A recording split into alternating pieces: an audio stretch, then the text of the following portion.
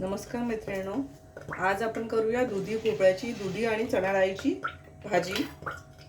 सकाळच्या गडबडीमध्ये डब्याला लागणाऱ्या भाजींपैकी ही भाजी आहे।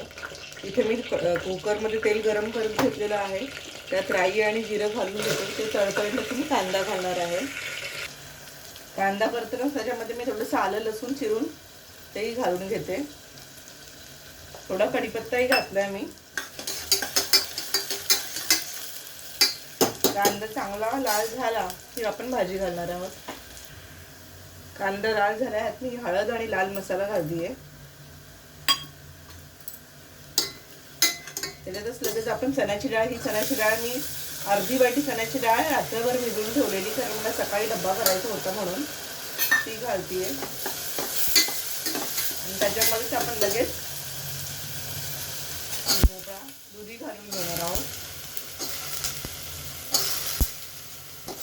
हा अर्धा किलोपेक्षा जास्त दुधी आहे, जो मी सोलून कापून घेतलेला आहे। हलवून घेऊया व्यवस्थित आपण।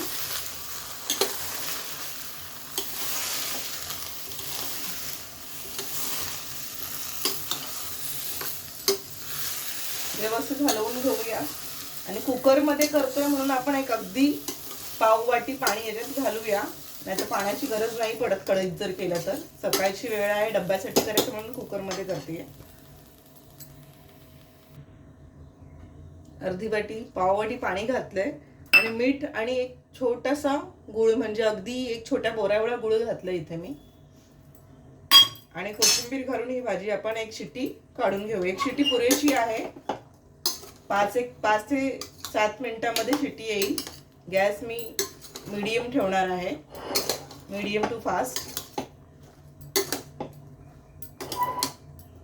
आणि आपण एक शिट्टी काढून घेऊया।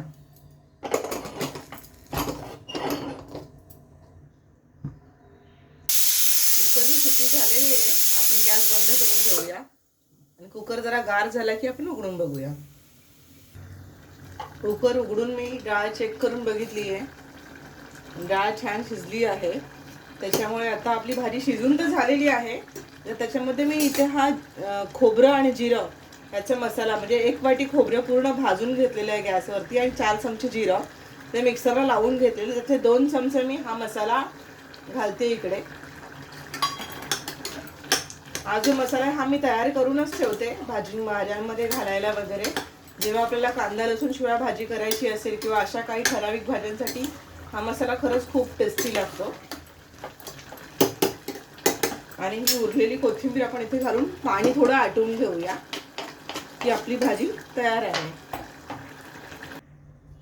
आपली भाजी तयार आहे, चला आपण सर्व करून घेऊया। आपली दुधी आणि चण्याची भाजी तयार आहे। चला तर मग या खायला नक्की करून बघा, आवडेल तुम्हाला। आवडल्यास लाईक करा, शेअर करा, सबस्क्राईब करा। चला बाय।